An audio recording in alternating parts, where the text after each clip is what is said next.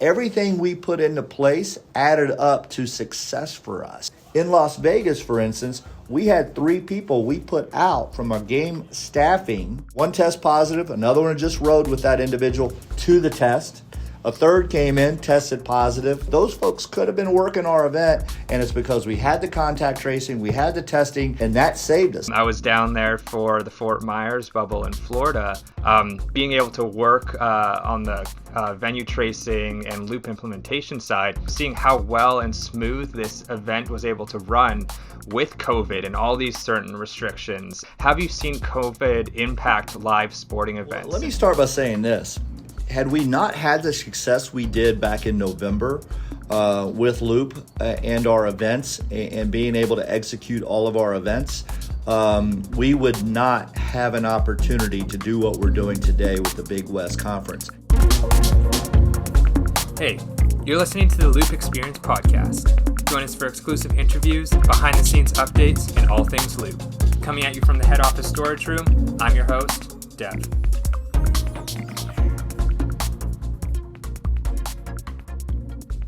So I'd like to introduce our next guest on the podcast, Brooks Downing. We're happy to have you on. I bet there's been a lot of buzz recently around the events with your company, which is very exciting. But we want to dig a little bit deeper into your background and kind of the relationship between BD Global and Loop.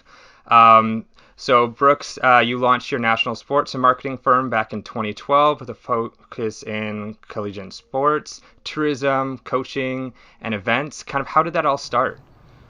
Well, my background obviously has been in college athletics. I came up through the ranks as a PR director for Kentucky basketball, and those who follow NCAA hoops will quickly identify Kentucky as one of the blue blood programs. And I was employed there during an era, if you will, of the 1990s when it was pretty darn good. And we were going to Final Fours on a regular basis. We won national championships 2 out of our 3 years, 3 straight Final Fours. And in that setting, it afforded me the opportunity to meet a lot of folks in the business, to experience college basketball at a high level. And so when I got the itch after 8 years at Kentucky to kind of get out on my own in the early 2000s, I had some great mentors, a couple of different folks that helped me get started and really taught me business. I couldn't have, I didn't really know business as well. And you get with a university program, it's kind of like being part of a government employee in a way. You can kind of show up and walk through it. Well, you can't do that at Kentucky. You can't do it with this basketball program.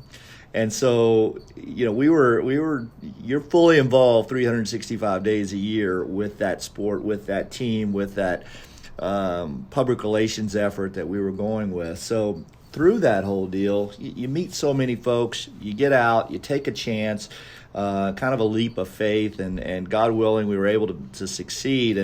And by 2012, after a few years of learning business, having good mentorship, and so forth, we were able to start BDG. And from that, we've grown it into what it is today, which is one of the largest college basketball content producers in North America, second only truly to ESPN, which obviously has its powerhouse there in Bristol with all of its networks. We obviously don't have a network, but we'll produce 125 to 150 college basketball games, all to Division I level, men's and women's as well.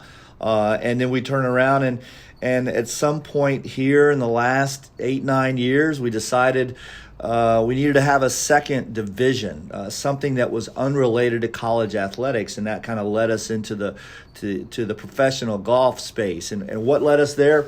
It was really just our love for the game, and obviously having connections, having a network through our other business provided us an opportunity to make a few calls, and as an event manager, an event space.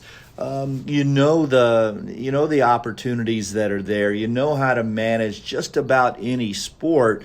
Obviously, everyone has its own DNA, if you will. But we were quick to get up to speed on golf. So now we've been in professional golf since I guess it was January of 17.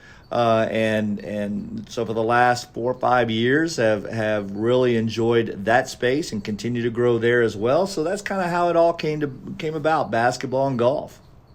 That's awesome. And are you looking to stay kind of in the basketball and golf realms, or expand kind of in the future to different sports?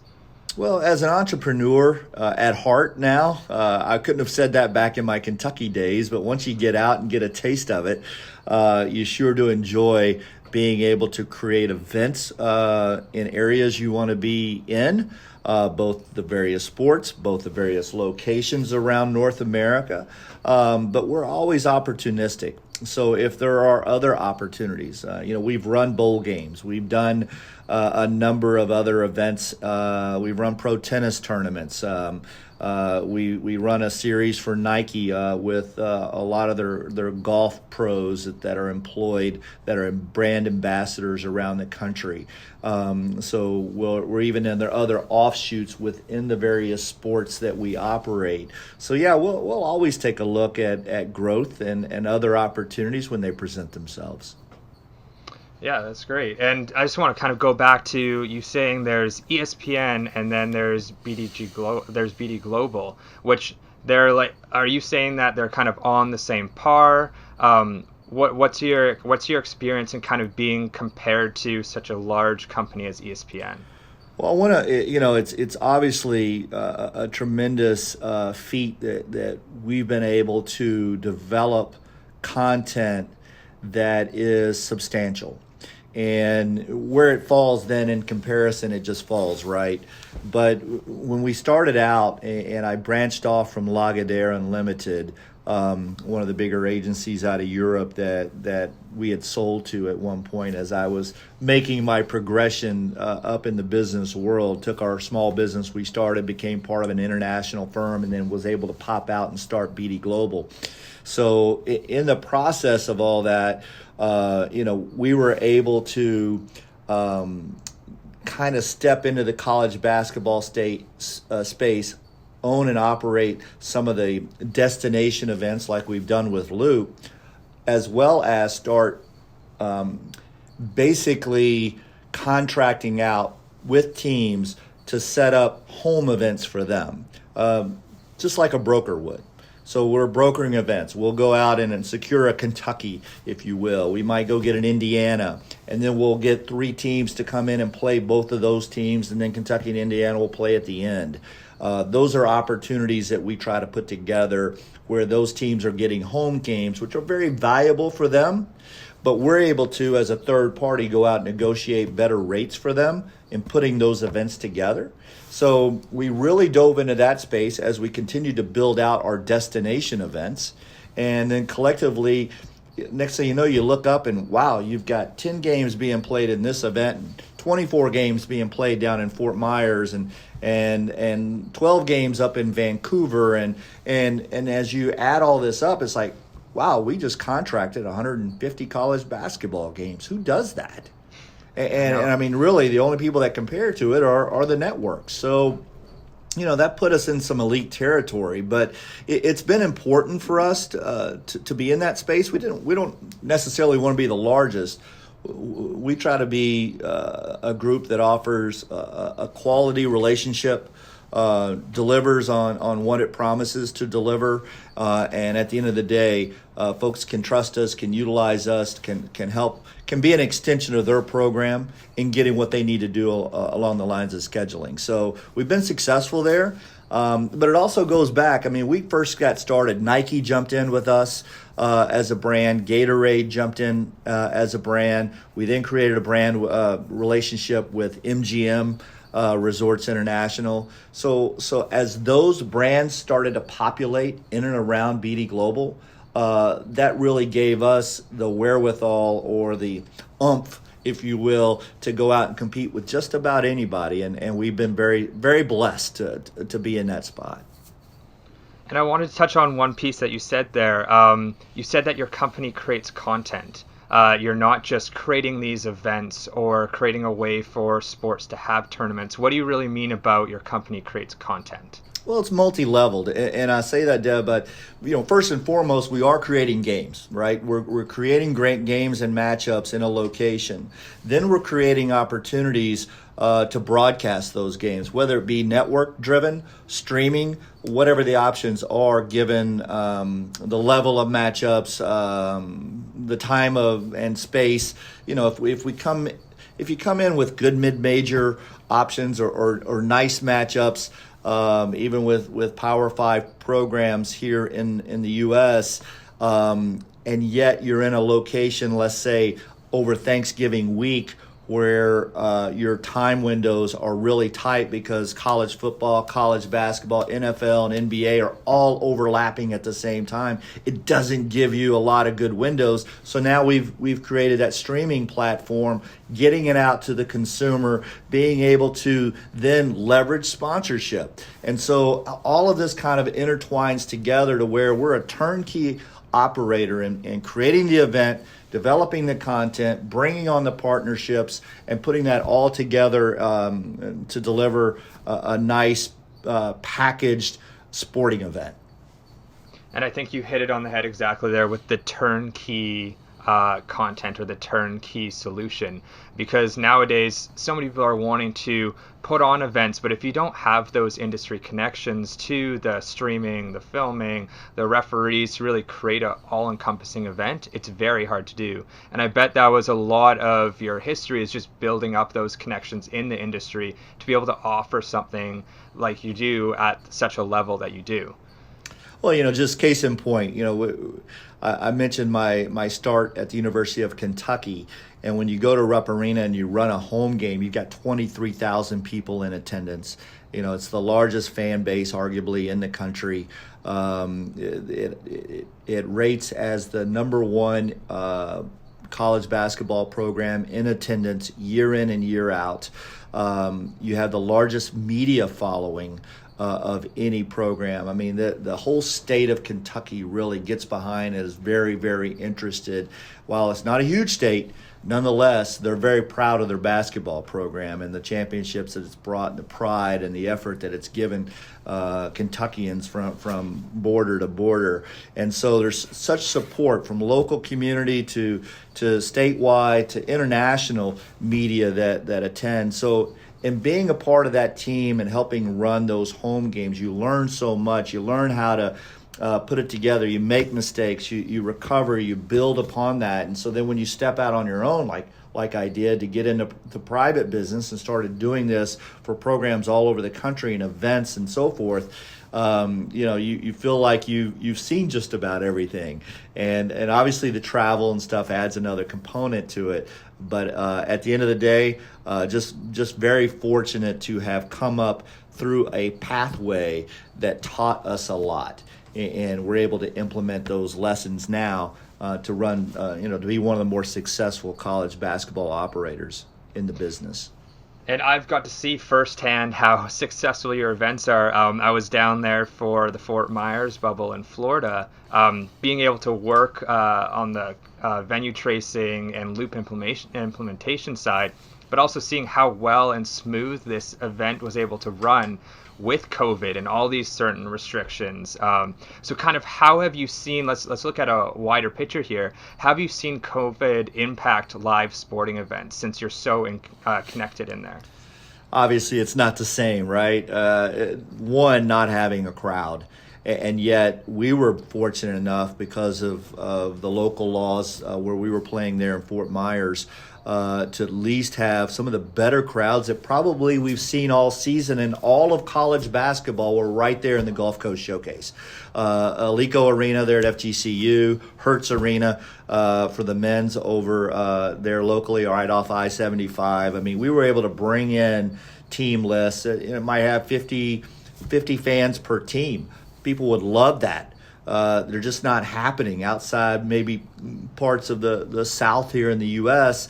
Most places are having 0 fans, and that's tough. I mean, when it creates all these challenges from the operation standpoint of, what do you do with your sponsors? How do you market this, et cetera, et cetera? It simplifies event management.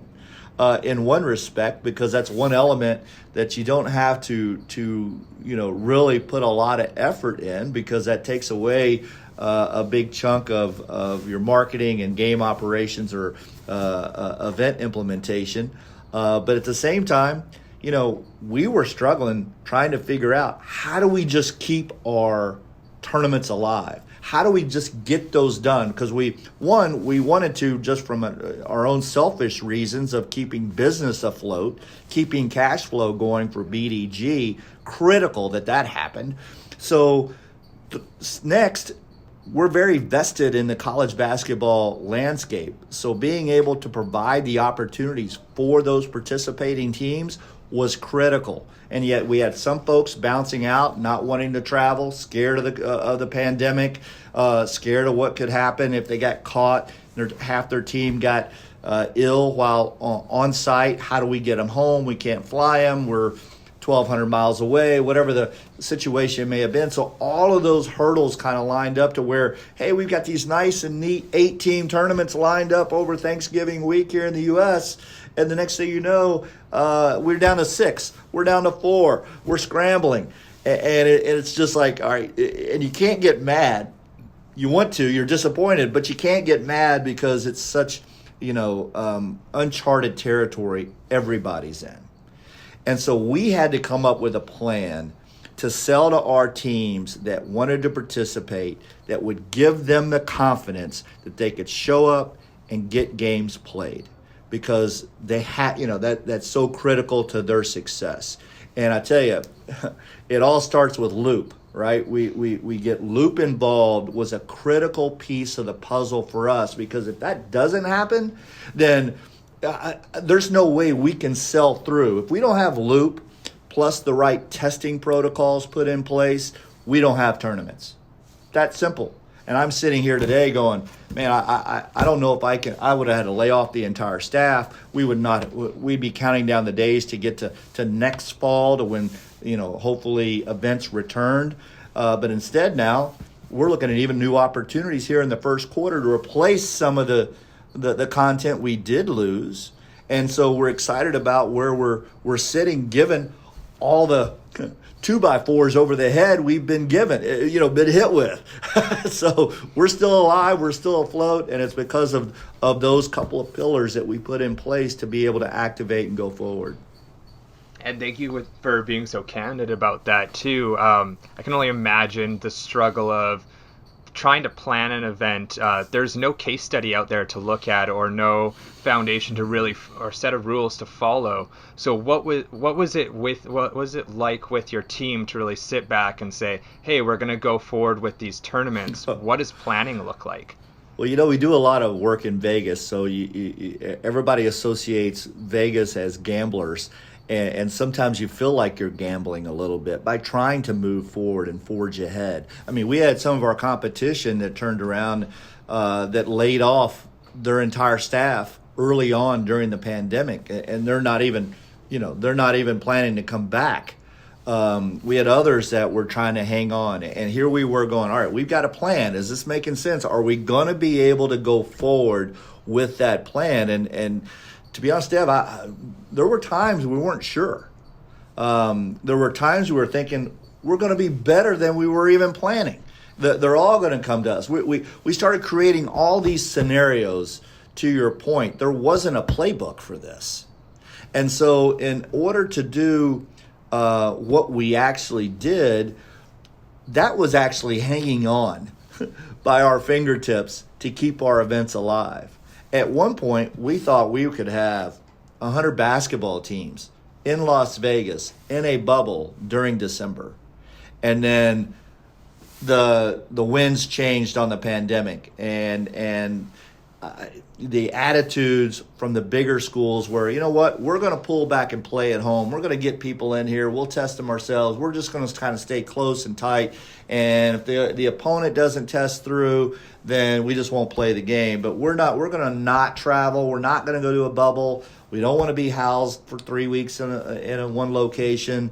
Let's pull back. And so all of a sudden, over a course of several weeks there in, let's say, October, everything changed. Went from going bubble directive to now we don't have a bubble, let's just hang on to what we have. And so that's kind of what we dealt with during that term. And, literally it depended on the day. You'd walk out of the office going, hey, this is great. I think we've got a great plan. We might increase our revenues and production and our content that we were initially planning, to the next day going, crap, I'm not sure I'm going to have an event. Yeah, and I can only imagine the kind of winds of change there. So kind of what were the things that you were able to instill in these teams to give them the confidence to join your tournament and really take a chance with BD Global?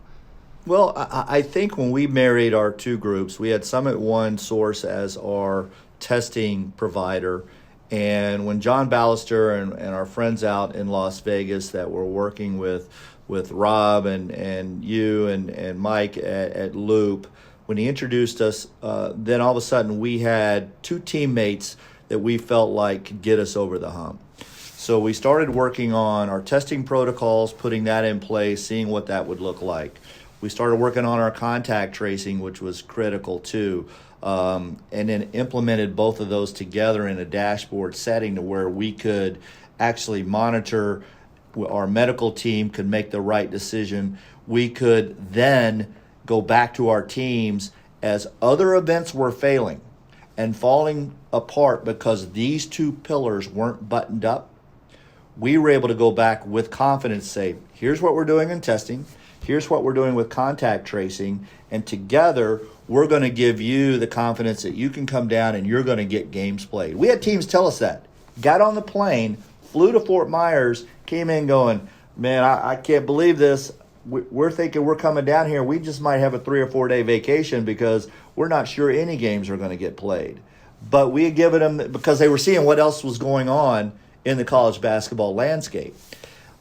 We got all of our games done. We didn't have anybody test out. Nobody caught it during our tournament. Nobody caught it immediately afterwards, traveling home. They were able to continue to play. So everything we put into place added up to success for us. And it's because we had the contact tracing, we had the testing. We also had an attitude. We were trying to figure out a way, if safe for all participants, to play the games. So we had our medical director in place that would pull together the team's athletic trainers or physicians to discuss any issues that arose.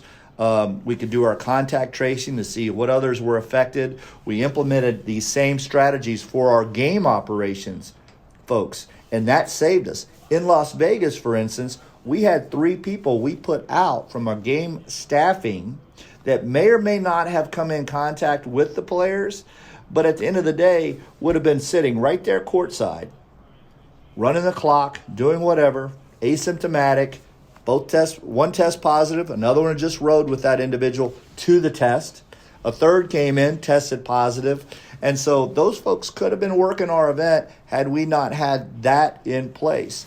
And so all of those elements, testing, contact tracing, added up to playing basketball. And for us, not only did it help us weather this pandemic storm in the heart of this horrible second or third wave we were all in November, but I think it also earned us stripes to where we'll be able to go forward being able to put together even higher quality events, and hopefully with more ease, because teams know we're the folks that got it done in the business.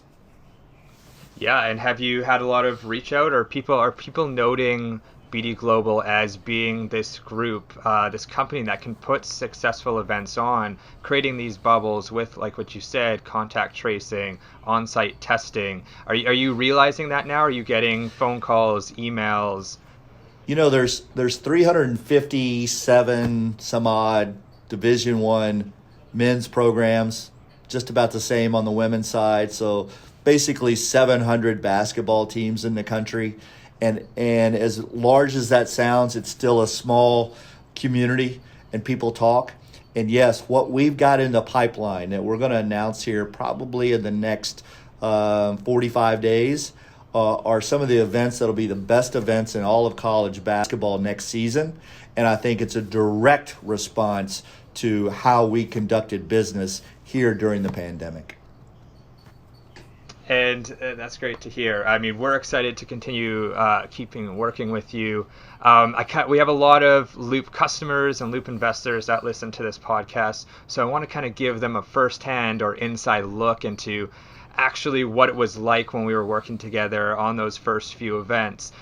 So kind of what was it like working with our technology and team? And I mean, if you say you didn't even realize we were there, that's maybe best case scenario, because that means we were doing our job, we were out of the way, we were kind of successfully implemented. But kind of for our listeners, what was it like working with our team? No, and I've told you that before. For us, the ease of implementation of having Loop on board with our events cannot be properly outlined. It was, we had our calls leading up, we had our planning, we put together kind of the flow where our teams would be throughout the day, each day, and with our three main locations identified, right? The hotel, the headquarters hotel, the team resort, basically, where all the teams were housed, as well as officials and other staff. Secondly, our ground transportation piece, at least in Fort Myers, where we had to use ground transportation to get to the venue. In Las Vegas, it was all self-contained where they could walk to the gym. So we kind of took ground transportation. We were able to minimize it down to where it was just utilized for airport travel, that kind of deal. And then third being the arena. So knowing the primary spaces within the hotel, within the arena, and the ground transportation were applicable, we were able to kind of set aside what that schedule would look like for Loop. And then Loop was able to take that, set up its contact tracing, set up its equipment to where it was so easy. When they could pick up their phone and use the wallet pass and tap and go, we kind of had a flow where everybody was at all times. And that was remarkable because we didn't have to do it. We set up the plan in advance with Loop. Loop shows up with its staff. They took care of it. We gave Loop the tour at upon arrival. Here's where we're going to be. Here's the location, and it was all taken care of. And then Loop, like our only interaction was, hey, we just had this situation pop with an individual who tested positive. What's it look like here, here, here, here? Boom, done. I mean, it was just that simple of a implementation strategy to whereby it allowed us to continue to manage all the other headaches. And I'll be honest, the headaches come with the testing. I mean, that was implemented, and that was a very hands-on, needy situation, Deb, to where we could not, by any means, let that one sit on its own. We had to put a lot of more attention into that space. We had a couple of our own staff have a couple of false positives, which put us a couple of men down on arguably our biggest day in Florida. And so that too was a situation where it hampered our efforts. Had we had to put people on contact tracing, we couldn't have gotten the event done. I mean, Loop just took that off of our to-do list, managed it. It was efficient, effective, and 100% just absolutely crushed. And we're excited to be working with you on future events too. One of our next, or one of the big ones coming up, is the Big West Conference. So this is a total of 19 men's and women's NCAA basketball teams. They're competing in this Big West Conference finals for a chance to actually enter the NCAA 2021 March Madness tournament. How will an event of this size kind of differ from the past ones that you've hosted? And now looking at this added layer of COVID, do you see it as seamless moving forward, or are there a little bit more pieces or balls in the air with an event like this? Well, let me start by saying this. Had we not had the success we did back in November with Loop and our events and being able to execute all of our events, we would not have an opportunity to do what we're doing today with the Big West Conference. And let me put this in context for you as well. there's no other third party running a postseason college basketball tournament. And in all my years of being in the business, which is 31 now, wow, I don't know of a third party that's ever run a league tournament, a postseason conference tournament as part of that NCAA flow, as you mentioned. Like, again, the women's champ and the men's champ of the Big West Conference go to March Madness. They play in the NCAA tournament for a potential opportunity to win the national championship. They're part of that field of 68 that'll go to Indianapolis on the men, and I think it's San Antonio on the women. And so it's that big of a deal for us to get a call to say, hey, we're scheduled to play in Los Angeles. We want to move it to Las Vegas. You just put on successful events. We want your same formula. We want your same playbook for what you did in November. That's why we're calling you. And so that's why we got the business. And I think that's very important to note, because without Loop being part of that team and giving us the success we had in November, we wouldn't have the opportunity to not only help, again, plug the gap from a business standpoint from BDG. This is a new opportunity that helps us get through this pandemic that otherwise would have forced layoffs of our staff, almost a complete shutdown for 6 or 8 months just to get to next season. So we're alive because of these opportunities. And what might happen? Well, who knows? If this goes right, we might keep the Big West Conference tournament for future years. So now we're growing our business in the process. So it's just it's an incredible opportunity, and it's all based on our success that we had in November and December. So with that said, the challenge here is, the beauty of it is, it's all one league. It's all men's and women's teams, 19 teams, all coming to Las Vegas, all being housed at Mandalay Bay. We'll be able to contact trace as tight as we want to keep it for a bubble. We can do that. We're going to put the women in one tower, the men in a separate tower. They'll have similar entrances, but be going through them at different times. Excuse me. We'll have practice courts set up in the ballroom right near their team meeting space. You remember the team meeting spaces we had, for instance, in Florida? We're going to have that, but we're also got a big ballroom. We're setting up 2 practice courts. They never have to leave the property. So we'll be able to keep that very simplified, from the floor that they're on, the tower that they're in, their team meeting space, the practice court, and the game facility there at Mandalay Bay Event Center, where the Las Vegas Aces of the WNBA play.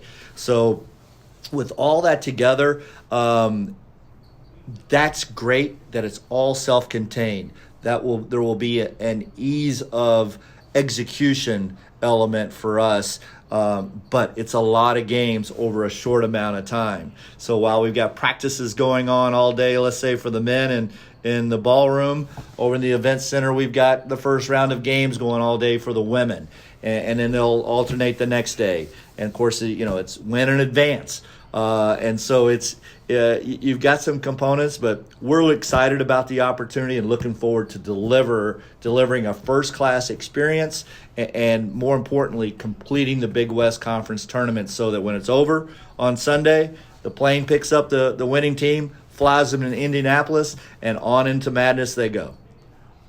And from hearing you say that, there's just so much more planning that goes into events of this scale now, before more than ever, just because you have to have those practice rooms planned out. You have to now look at which entrances athletes are entering through. Kind of, what do you foresee for the future of live events and sports going into 2021, but even past? I mean, once we have a vaccine, do you see this whole live sporting event adjusting or switching, or do you foresee it falling back kind of to what it was pre-pandemic? My hope is it comes back to what it was pre-pandemic. I think there's going to be a little bit of a curve. When do we get there? Does it happen next season? Is it a couple of years away? That's what's going to be kind of the unknown right now.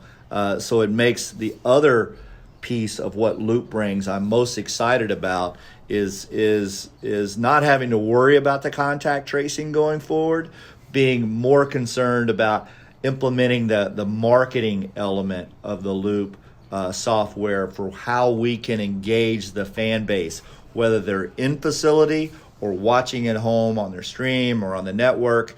being able to do that direct one-to-one marketing is going to be critical for us, regardless of how it returns in arena. But hopefully the arena comes back. I mean, like we said, what we've got in the pipeline for next season can equate to full houses, sold out arenas in Las Vegas and elsewhere. But if that's not the case, if the culture is not there, or the attitude is one of caution that's coming from the consumer, then we still want to be able to be in position to engage that consumer, because we know we're going to have a high interest entertainment platform that will engage consumers, whether they're there in the building or home watching on television. So, here's hoping that it all comes back. How quickly? It can't happen quick enough for guys like us. And that piece too is so important that you touched on, is maybe what comes out of this pandemic for live sports is that new level of engagement, and being that, like you said, in stadium or at home, having that same experience and being able to interact with the games and interact with that one-to-one connection with the fan is super important. And who we're seeing it really important for right now is sponsorship providers. So are you hearing anything from major brands and sponsors on what their plans are for upcoming events, or what are they doing, or what are they needing and wanting? Well, the good news is the events that have been televised that have stayed on schedule, like last summer we saw the NBA go into a bubble. Its ratings weren't as good as they had been in the past, because now they're out of their normal season, they're out of the normal flow. It's summertime, folks are out and about doing outdoor type things in North America, right? And so you don't see quite the same engagement numbers. But then in other things, you're seeing ratings that are going up. I think our brands that we deal with know that if you've got something attractive that's being televised in some form or fashion, they're very interested in that, because they know that's now their primary route of reaching their consumer, or reaching that audience or demographic that they seek. And so for us, I sit at home now when I'm not out at a site trying to plan one of these events, and I'm, it's ESPN every night, it's CBS or one of the networks on the weekends watching NFL or college basketball, whatever it may be, and yet I find myself with my phone scrolling through social media, doing other things. All right, I'm no different than most of the folks that I'm trying to get to watch my events. And if I'm going to have events like that in the future, and I know there's people at home sitting there doing the same thing that I'm doing, how am I on the other end of what's in their hand, right? How am I part of that social media platform to where they can engage with other fans like them watching the game that they're invested in, while also being able to implement those brands into a marketing campaign that reaches them through that very means. And I've not seen anything to date until Luke came along that has this software that gives me that opportunity. And that's what I'm most excited about going forward. And personalization is so key to that as well. And that's why we're super excited to be bringing it back to fans, not only fans, but the athletes for the Big West Conference as well. And you're going to see it. You're once we get that out, there's no doubt. Like I told you before, there's 700 teams in college basketball. We know there's 60 or 70 that are at the Power 5 strong level.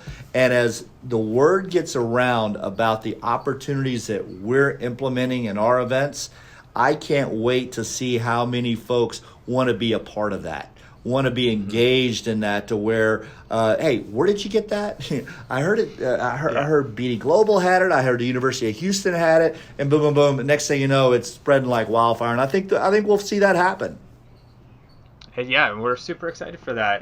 It's a big plan on our roadmap. It's something that I think it's not just a product that our team is working on and putting out. It's really a passion project for a lot of people on our team. So there is a lot of excitement behind it. It's a new it's a new way of engaging fans through this wallet pass medium that hasn't been done before. Like we said, with COVID, there's no case study for that. With this fan engagement happening through the wallet pass and fans being in stadiums, some being at home, there's no playbook for it. So we're really excited to develop the concepts around that. How do we efficiently market to somebody sitting at home watching the game live? What's the kind of messaging we use? What's the kind of engagement and sponsorship we use there?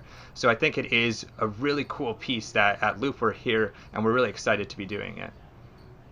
Well, and you know, with our Big West Conference tournament here in March 9th through the 13th at Mandalay Bay, we've got 3 games, the men's semifinals and championship games that will be televised by one of the linear networks on ESPN nationwide, millions of households, and we'll have everything else streamed on ESPN Plus. And so there'll be, you know, from the local fan bases to a national, international audience, there's going to be that type of platform in place to plug Loop's software in to begin utilizing and understanding how we can best impact that personalization, one-to-one direct marketing that it provides us. So I'm really excited about getting it full on plugged in. I know we've got calls starting this week on implementation with the league folks themselves, with their sales agents, for their sponsors and others. So really excited to see where this takes us.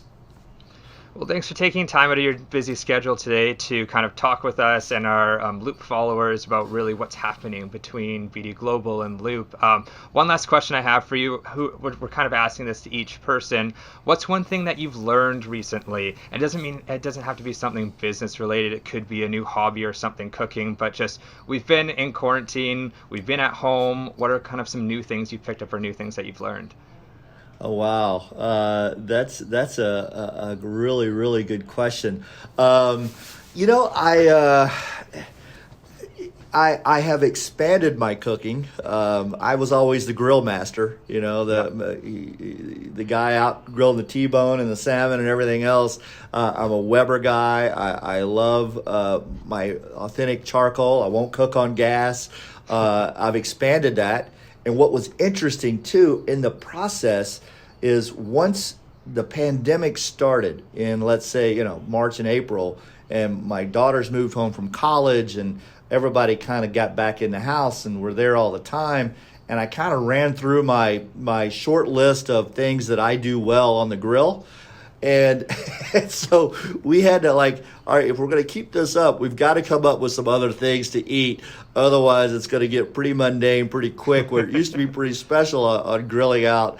You know, there's only so many steaks and seafood. Well, we got into doing vegetables. We got into doing other seafood, other types of stuff on the grill, on the stove. So my wife loves it. She's an excellent cook.